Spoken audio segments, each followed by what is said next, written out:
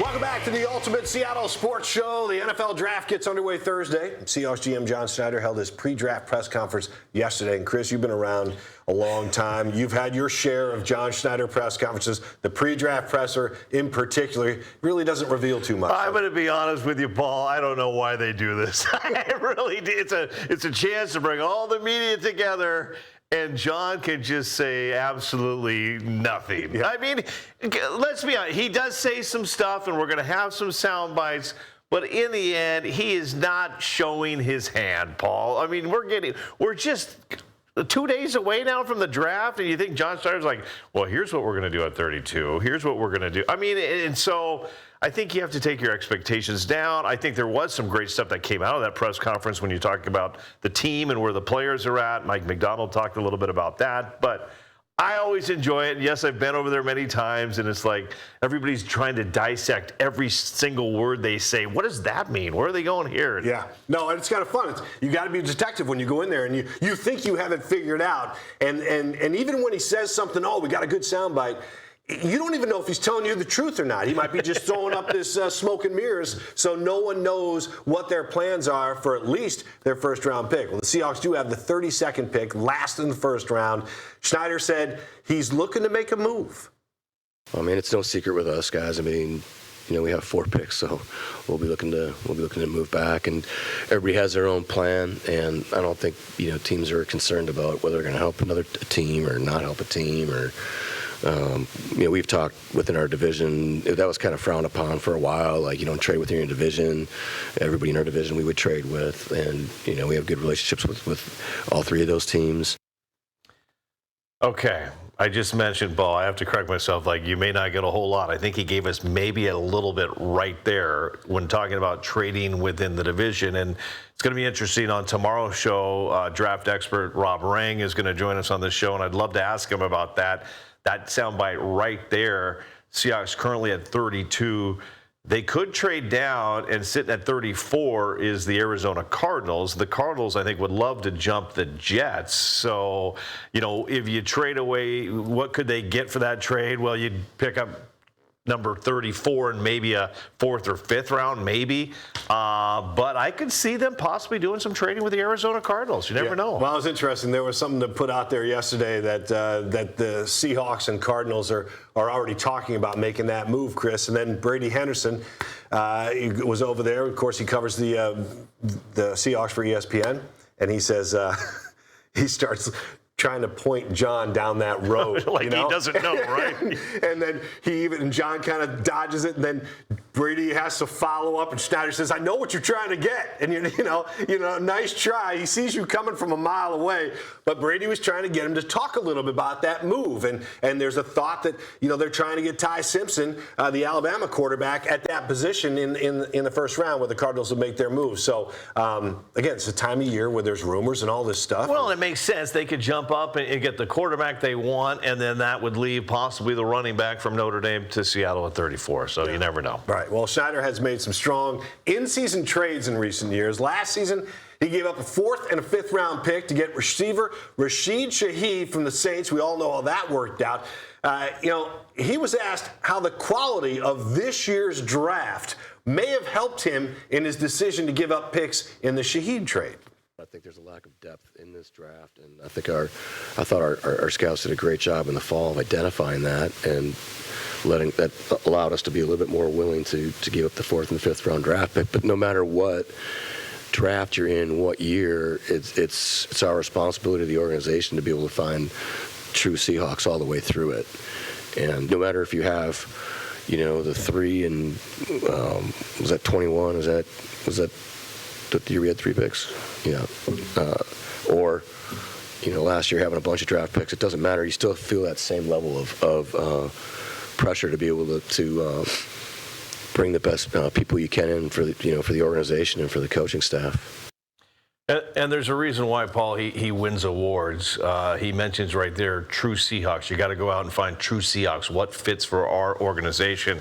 And this is where I give John Schneider so much credit. A true Seahawk on what a Seahawk was supposed to do. Pete Carroll, Mike McDonald. It's different.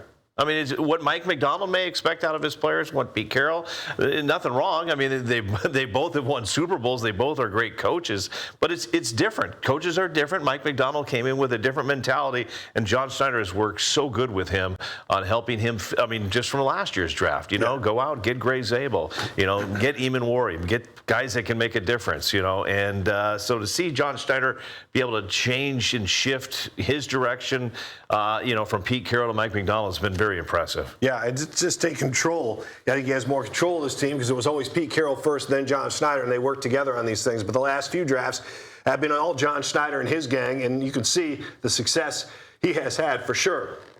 When you really in most recent drafts, these are just some of their past first-round picks, but it's a question of whether you really want to spend a first-round pick. I don't know the penny on a running back. I'm just saying that was his only first-round running back, and we all know that really didn't work out for various reasons for Penny, but he had flashes for sure. But the one thing about Mike McDonald is he said yesterday during the press conference that he kind of knows his role now. The first couple of years, it was just like, when it came to this time of year, he wasn't sure where his place was. Now he knows where his place is because, like he said yesterday, this isn't John and his crew's first rodeo. They've been doing this for a decade and a half, and you can tell the way John addresses things that he's much more comfortable kind of revealing a little bit of what he's got going. And he said yesterday, look, everybody wants our pick. We're picking 32. That means we're the world champs. And so they would love to have that 32nd pick and have that luxury of saying, yeah, we're the Super Bowl champs. So,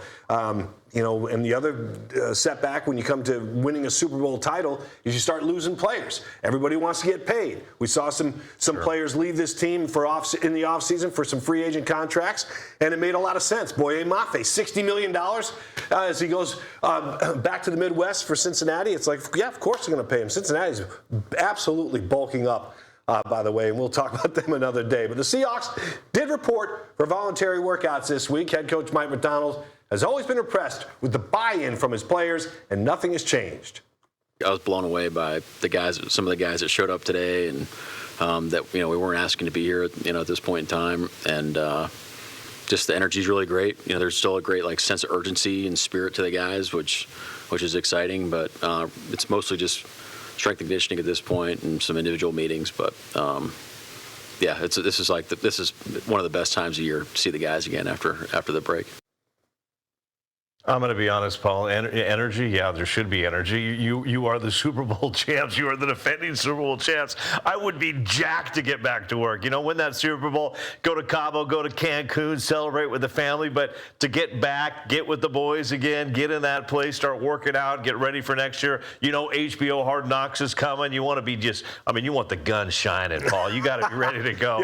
Some of those guys will probably come right out of the weight room and in front of the cameras. And sure, you mentioned Boye Mafe, Ken Walker. It's going to be, when you win a Super Bowl, you lose players, you lose coaches. It happens. It's $1 billion business. People are going to come after the best team in the league. That is the Seattle Seahawks, okay? Yeah. Mike McDonald, John Schneider are going to do what they can to stay on top of there. It's not going to be easy, Paul. The Rams are coming. The Arizona Cardinals were awful last year, but they're going to get better. In this draft, the Arizona Cardinals, there's a chance they get the number one running back in this draft and possibly a quarterback in the first round. So the other teams are coming after you. But you know what?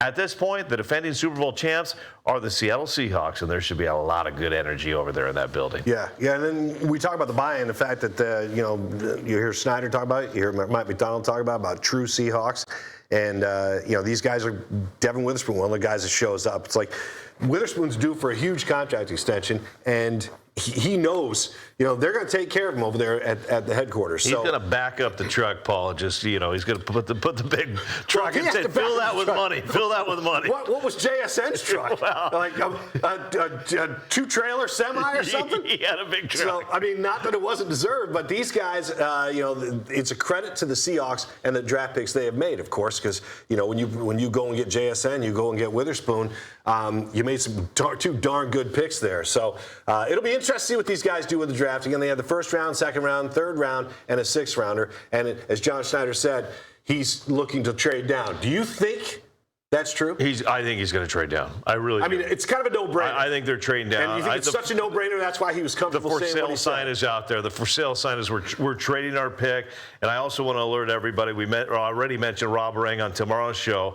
Thursday, Paul, we're taking this show on the road. We're going to be at the VMAC. We got Dave Wyman. We got Brock Hewart on the show. It's going to be a big draft day. That's a full football day for sure, and the Mariners are off that day, so they'll be traveling to St. Louis for their weekend series with the Cardinals. But yeah, we'll be out there at Seahawks headquarters, and it'll be interesting to see. We hear Brock on Brock and Salk every morning, and Dave Wyman comes in here and joins us as well, and he's on Seahawks Central co-hosting that show with us. And Wyman's always got some good intake too, so it's good to hear from former players because you know what. We didn't play in the NFL. There's no mystery there. But those guys that did play in the league and they have this experience, it's cool to hear their take.